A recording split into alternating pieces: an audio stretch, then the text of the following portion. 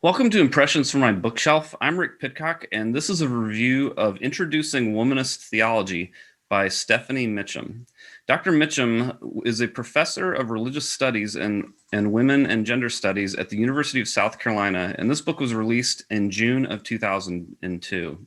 So she's basically proposing that the construction of all theologies and the liberation of all peoples from every race, gender, class, and sexuality can be understood and pursued by an experience-based, ethics-grounded engagement with womanist theology as a holistic expression of the religious lives of African American women in order to transform self and society towards survival and quality of life.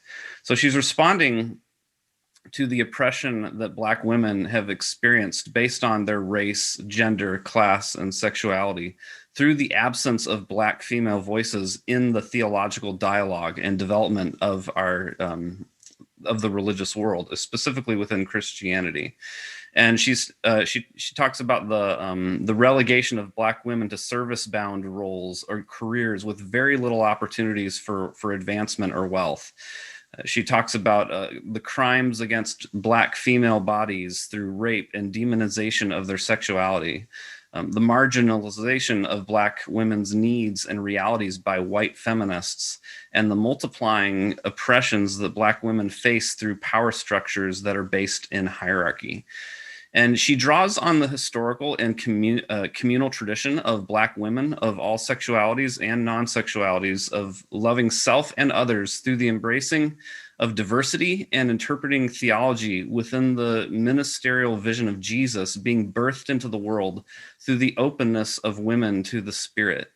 And she explores the distinctions and dialogues between womanist, feminist, Black male, and ordinary and global Black women theologies in order to show contextually specific ways in which womanist theologies see and suffer in the world.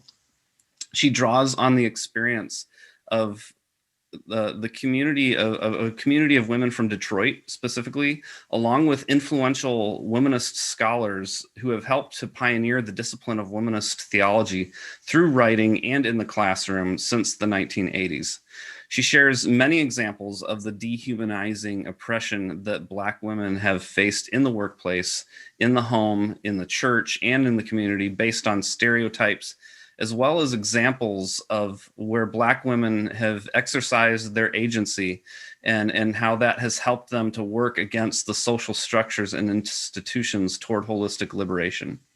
And while there are many concepts that she introduces in this text, I do not think that this text comes down to a definition of terms and ideas.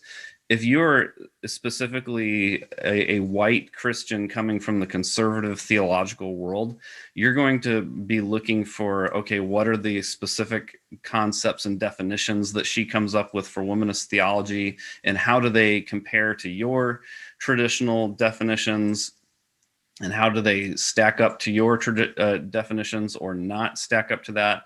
And really what this book is doing is it's not writing at that level. What it's doing is it's helping you it's dealing with how you see and process your world, and it's just a very different way of writing and of communicating than what you are used to in most of your white theological conversations that you have had. So in order to understand this text, white Christians in particular are going to need to be willing to acknowledge that all perspectives of the infinite are contextual and finite, and that theology happens in relationships. That true theology must be life-giving, that theological breakthrough may often happen away from organized religion, and that theological reflection begins with experience, that ethics are the entry point toward theories, that theological development is an interdisciplinary pursuit. It's not simply a discussion of what we're convinced that the Bible says within our specific system of theology. And also that pedagogy is dynamic and open to change. We're not concerned about keeping everything the same and preserving the exact same ideas and concepts for the rest of time. We're open to change as our experience change and as our relationships change. So Mitchem says that a critical reflection of womanist theology can happen only after gaining some familiarity with what it means to be Black and female.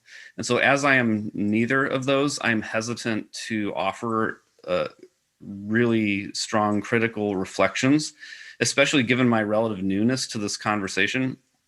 But with that said, one of the strengths that I believe that this text has for me were in its myriad of real life examples for how Black women see and process their theology from their world.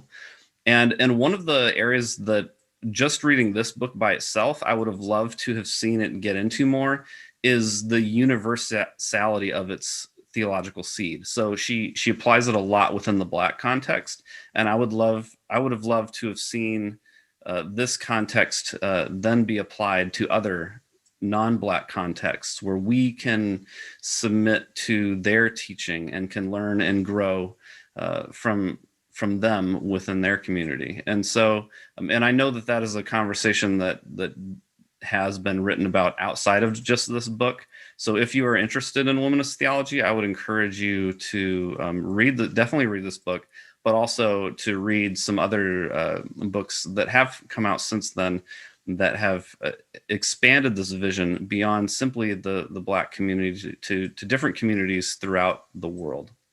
So I definitely recommend this book. Again, if you're coming from a more traditional conservative white Christian space, you're probably going to be a bit lost in it.